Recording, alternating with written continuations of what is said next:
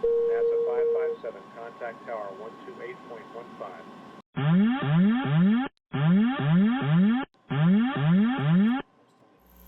Caution, caution. Manual, fuel, manual, fuel. I'm John Goglia. I'm Greg Feith. And I'm Todd Curtis. And we are the Flight Safety Detectives. Between us, we have over a century of aviation accident investigation and safety experience to draw on as we discuss issues that affect all of us. So we are qualified to share our perspectives on accidents and incidents and what can be learned from them for the future. We're proud to say that we have two sponsors that really relate to the topic of aviation safety: the Professional Aviation Maintenance Association, or PAMA, and Avemco Insurance. Later on in the show, we'll tell you how you can get a 5% discount on your insurance just for listening to the show. We don't just dissect the official reports. In every episode, we identify safety issues and take the mystery out of accident investigations. So maybe pilots and their planes can have safer flights ahead.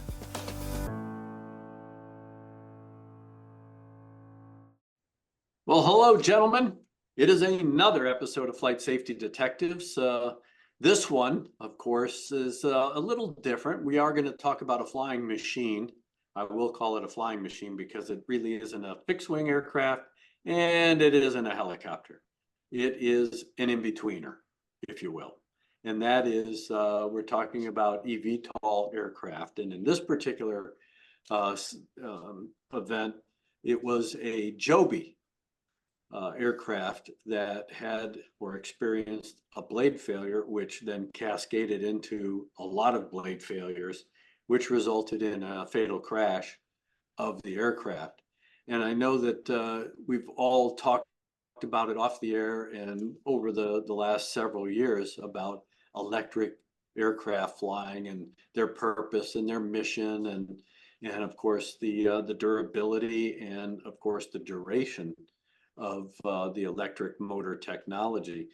And I think with that being said, Todd, giving us a little background with regard to this particular test flight, because in the news, I mean, a lot of the airlines now are jumping on board. We're going electric. United is a big proponent of that. They want to throw money at it.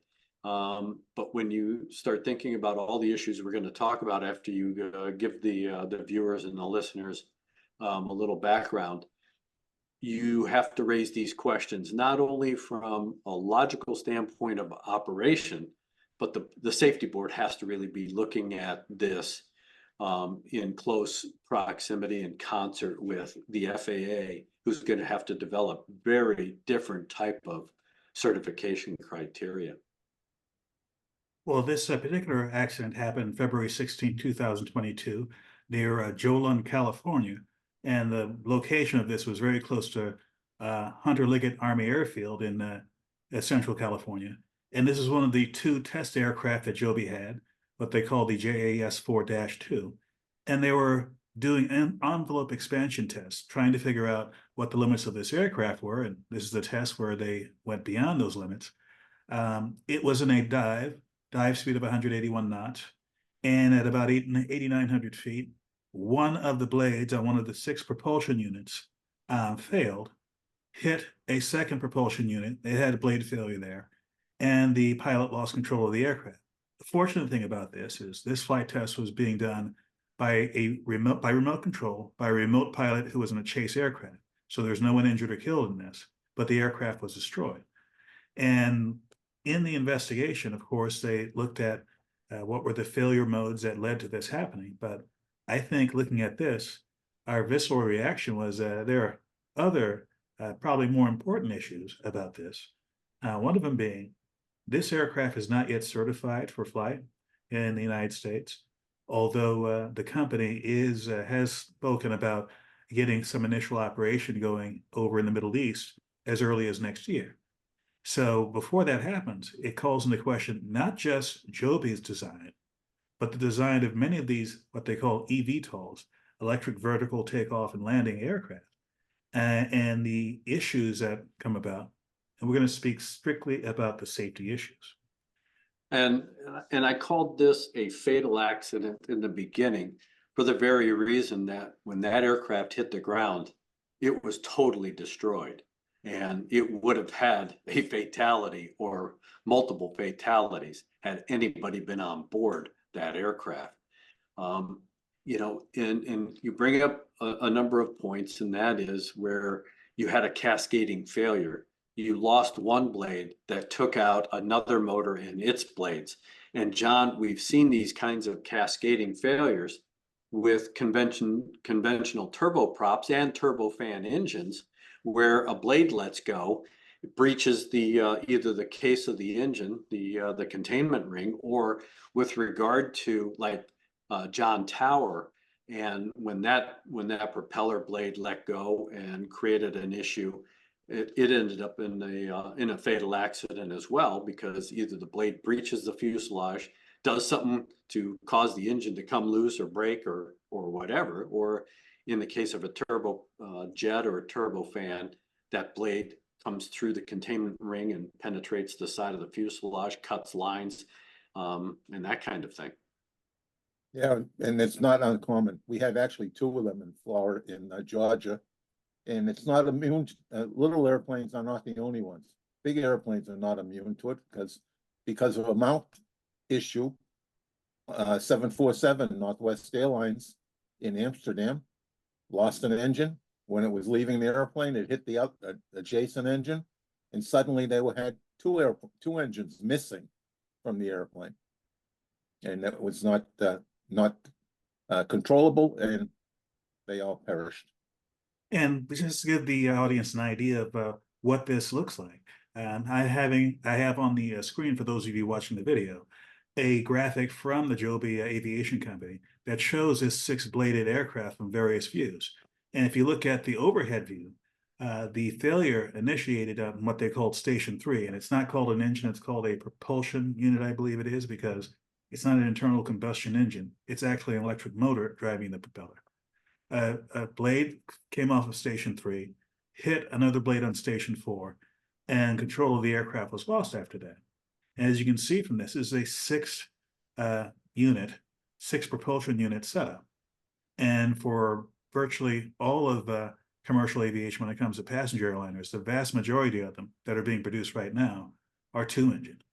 There are a few four engines still being produced out there, but to my knowledge, I don't know of any six propulsion unit or six engine aircraft out there in the civil market for civil or passenger use. And if you look at the front view of this, the configuration of this is unusual to us who've been looking at airplanes most of our lives, in that you have six engines and four of them are sort of like one behind the other. It's as though if anything falls off that forward propulsion unit, those two engines that are on the VTOL in the back are at risk of being hit by something. So this brings up a whole bunch of issues, the biggest one being, has the FAA and the other certifying authorities in the world who are looking at this aircraft seriously considered the unique risk that this configuration has with respect to cascading failures? And that's a good point, because even just looking at the Osprey, when it was going through all of its military testing, they had so many problems because, all of that stuff has to rotate. It either rotates horizontally to act as an aircraft, and then it's got to rotate vertically to act as a helicopter. There's a lot of moving parts there. And there's an opportunity, probably a very increased opportunity for failure. And in this case, you had one blade that took out other blades that rendered that aircraft uncontrollable. I mean, that's like a single point failure.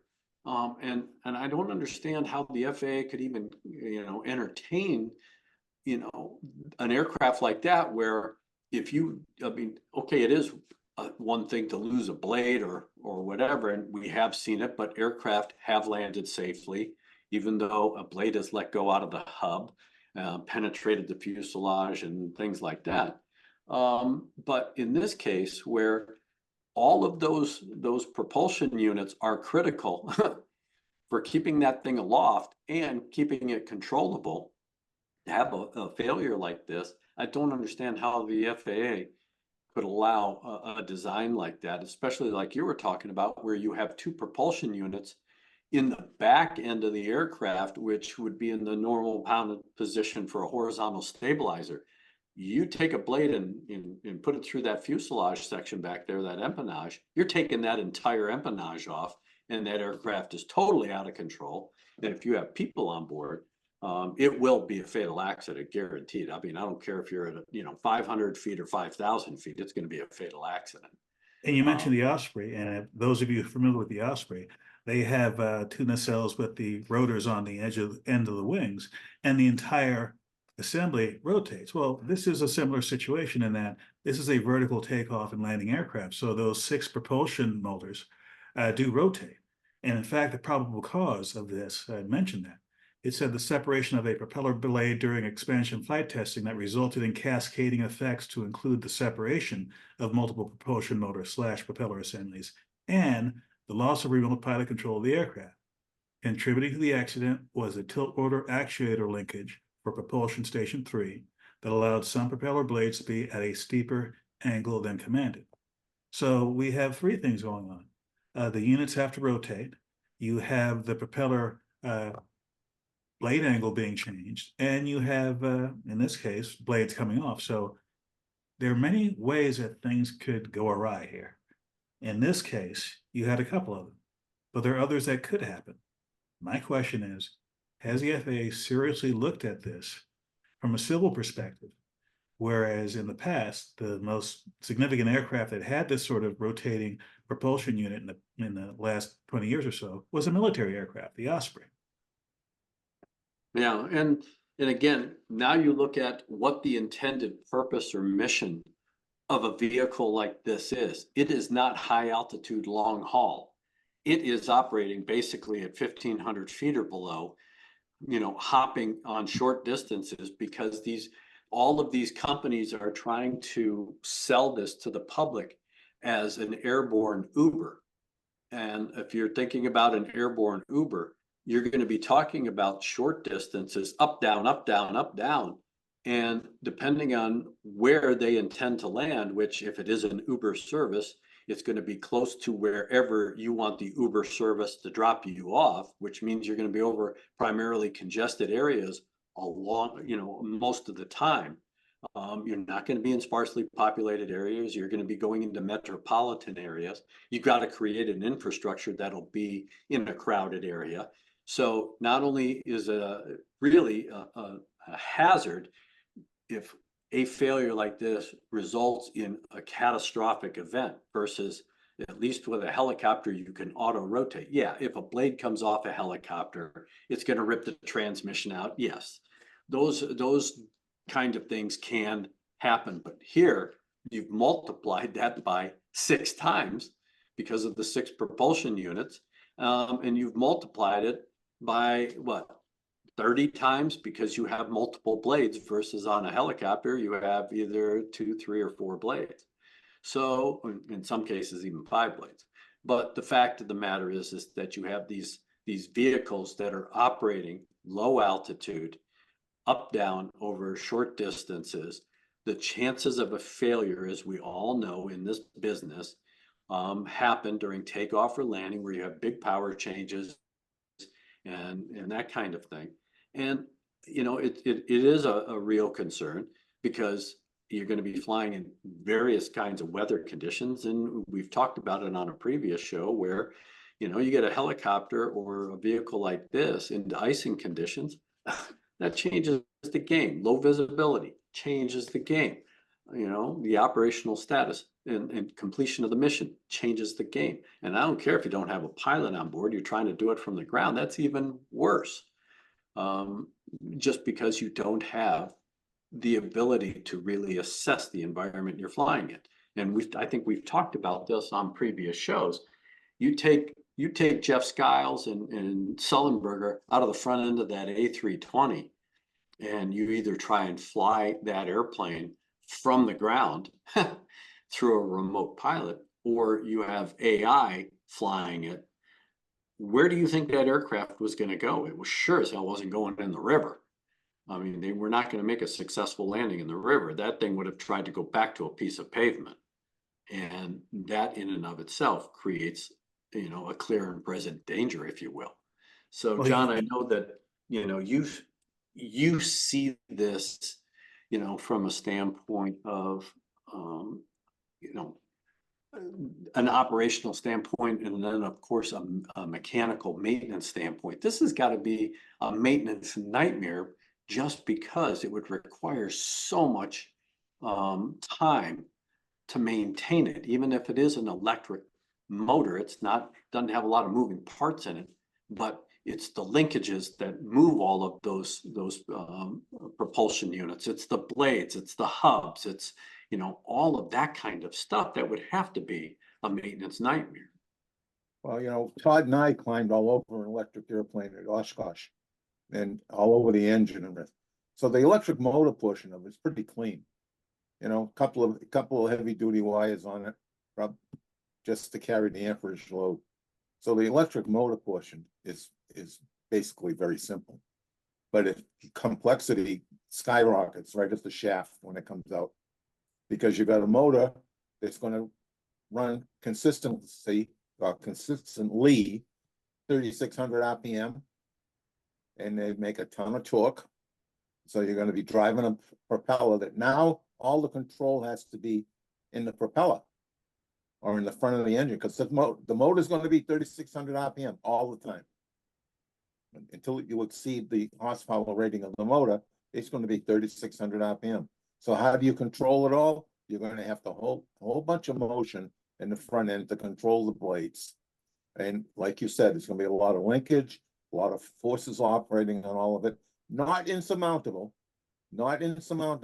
However, the weight penalty for some of this is going to be an interesting balance, because these vehicles are not designed to carry a huge amount of weight. So there's going to be a lot of pressure to keep the rotating parts as light as possible. Can be done, but it's going to take a lot of engineering and a lot of very careful manufacturing. But it can be done. It's coming. We're going to see airplanes anyway. They're coming. I just don't think these are ready for prime time yet. And then with your, at least with your connections at the FAA, I mean, is this going to require all new certification regulations? Or they are struggling.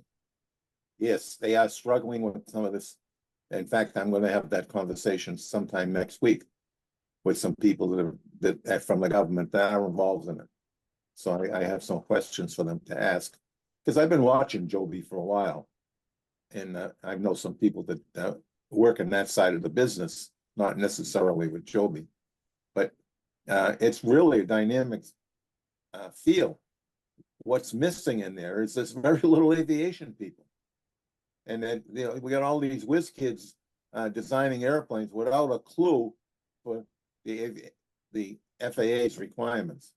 And at some point, the FAA and this business are going to come in contact with one another in a serious way, because they're going to be asking for production authority, and the FAA is going to be hard pressed to give it under the existing regulations.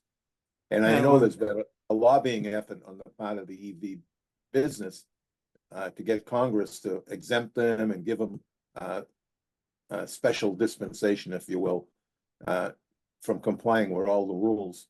But given what's happened with Boeing and the rest of it, I don't see the FAA being very willing to do any of that at this point in time. Yeah. Last year, when I was at South by Southwest, it happened to be a year where they were featuring all sorts of innovative mobility options, one of which being the advanced air mobility folks, including Joby and Embraer, that also has a prototype out there that they're deciding to build. So there are some players out there like Embraer who had long experience building aircraft, traditional aircraft, and certifying them in Europe and US and elsewhere, and others like Joby who have not. And sometimes you hear things from some of these new players which just jump right up in my head. Like, I don't know who it was, whether it was Joby or Embraer or whatever, but one of them was giving a talk saying, one of these days, it will be as cheap as an Uber to fly in one of these vertical takeoff and landing vehicles. My first thought in my head is, okay, the average Uber driver is not required to have the kind of training that a commercial pilot would have, and they would probably have to get an instrument rating as well. So right then and there, unless the rest of the aircraft costs zero, it's going to be more than an average Uber ride to take this thing. Yeah, and again, I think you brought it up earlier, and that is you got to build an infrastructure for all these places, these vehicles to land at. I mean, you can't really take them into a commercial. You can take them into a commercial airport, but the landing fees are going to be exorbitant. So that's not going to give you any kind of economic efficiency. If you take them into rural areas or even suburban areas, the neighbors are going to hate that because of the noise. You're going to have to isolate that. And taking it into downtown metropolitan areas, where are you going to do that?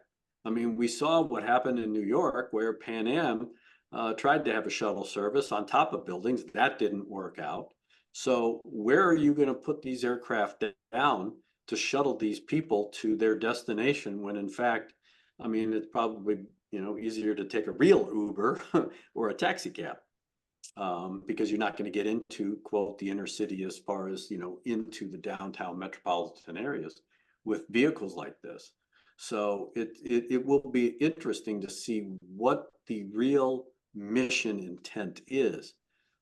If it is just to run them around like a beltway, get them close, and then take another service to get you actually into the city or into a crowded downtown area, that's one thing, but I just don't see the practical application for all of this, but that's just me. I mean, I know that they do have a benefit in other applications. I just don't see how you're going to Ubernize this kind of vehicle to deliver people where they want to go.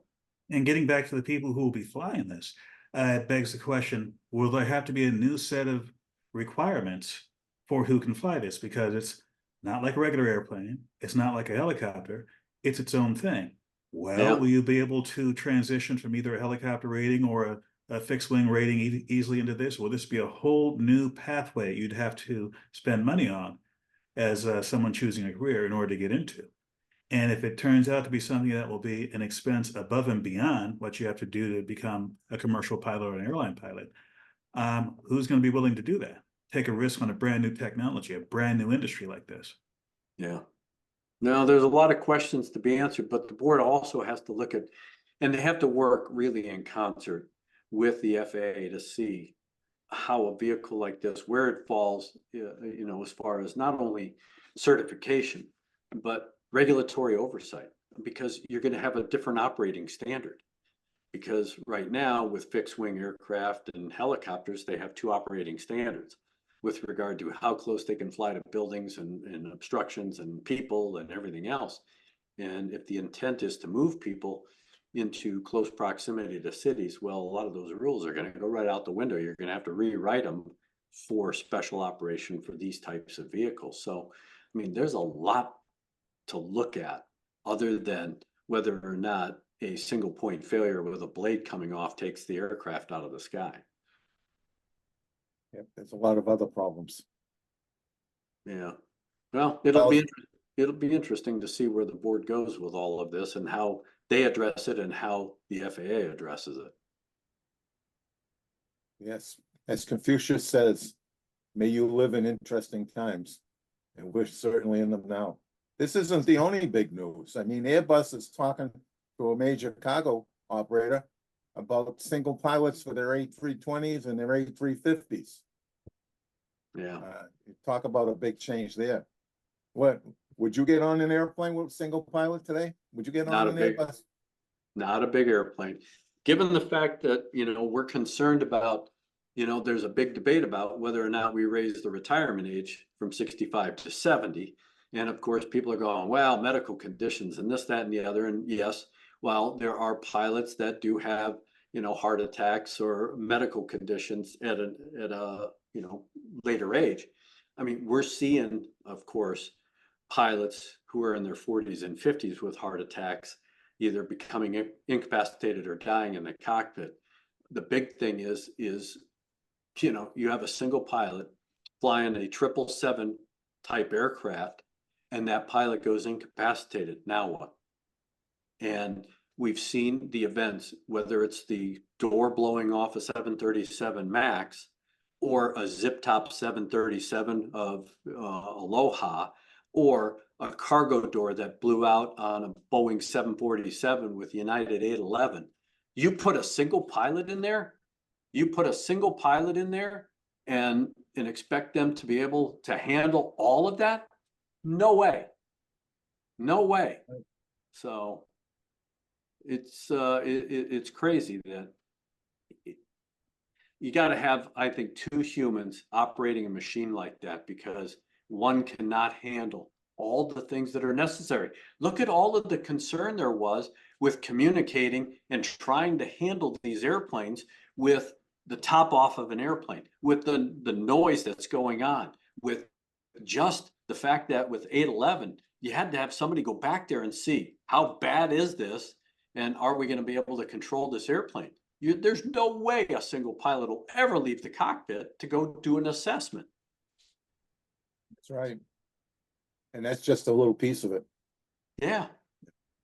Yeah. So, I mean, there are a lot of questions with all this. And while I believe in technology and in advancing the technology to make the role of the pilot and soon to be, I guess I don't know if they fit into the role of an astronaut, because a lot of the things that are going on with SpaceX and Blue Origin and Virgin, they are not technically astronauts according to the way NASA defines it, because those missions, especially like with Blue Origin and SpaceX, everything is being controlled from the ground. You just have somebody monitoring. Are they really an astronaut? Are they a pilot? Or are they just a very technically advanced monitor?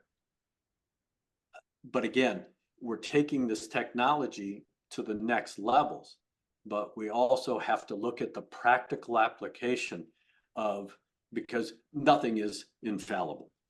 And we've seen that over and over and over again, no matter what the level of sophistication is in an aircraft, whether it's an airplane, a helicopter, or a rocket. You got to have some human ingenuity in there. And again, I can give you a dozen examples. United 232. What would AI do in United 232 if you didn't have Al Haynes and crew there? How would AI fly that aircraft? Where would AI try to put that airplane down? So, I mean, you have to look at those because they are going to happen. That 777 out here in Colorado with United Airlines, when that engine let go, and that engine was burning like hell, and it was fortunate that the crew was 30 miles from the airport and were able to get the airplane back. What would AI do? What would a single pilot do with all of that? It's just, you're asking too much. And you can't even have AI as, I mean, it's one thing to have God as your co-pilot. Having AI as a co-pilot who can't physically do anything other than make the machine do something, do you relegate now that quote captain authority, if you will, now to the machine, and you're sitting back waiting for it to do something and command you to do something or ask you to do something? I just don't see it. I won't get in a car without a driver, but I know that down in Arizona, my son just came back from there and he goes, yeah, we were just in an Uber that drives itself. It's like, great, I'm not getting in it. Yeah, I rode in one in Las Vegas. I wasn't comfortable, but I wanted to try it. Yeah, well, I mean, are you ready to jump? Did it have a steering wheel, John? Yeah. So you could have jumped over the seat if it was going to do something bad? Yeah, but in the traffic that's out there, running up and down the strip, by the time you recognize it, you might as well have been driving. Yeah. Because you'd have to be sitting up there looking out the window constantly. Yeah. No, it's just, I believe in the technology and I think it's great, the ingenuity and everything else. But there are just some things where you got to put some logic to it. So, well, with all of that pontificating, Todd, you've just been sitting there absorbing it all. So we're going to leave you with the second to the last word so we can hear your thoughts. Well, I'm going to focus my second to the last word on a very narrow field of view here at this accident itself. Here it is, to my knowledge, the first of its kind accident with one of these new vertical takeoff electric vehicles. And although this was a short form report and I didn't see any recommendations, I would like to see if the NTSB sees fit to make any specific recommendations based on what they found out here that will inform the certification and design of future eVTOLs. Great. Yeah, I'm waiting. It'll be interesting to see the interaction between the NTSB and the FAA based on this particular event. With that, John, I will leave you with our last words. And as always, if you're going to fly, please do a good session of pre-planning. Before you leave the house, after you get to the airport, do it all again. Compare them, look for what to change. That'd be a good place to focus. When you get out to your airplane, do a great pre-flight. Don't forget the weather here, there, and everywhere in between. I almost did. When you get out to that airplane, do a good pre-flight. When you get in the air, put that head on a swivel, because we're still having near misses. And please, please fly safely. Thank you for checking out our show. We really value our listeners and subscribers. Our podcast gets ranked by you and how much you like it. So please give us 5 stars in your podcast platform. We want to keep in contact with you. We are on Facebook, Twitter, Instagram, and of course, YouTube. You can email the show at flightsafetydetectives@gmail.com. By the way, if you're on YouTube, we're really working on growing the channel, and it helps if you all send in comments. Please do that, and we read all the comments. And be sure to subscribe. Remember, if you're in the market for aviation insurance, you can save 5% with Avemco just by mentioning our show. Visit them at www.avemco.com. That's it for this episode of the Flight Safety Detective. Until the next episode, fly safe.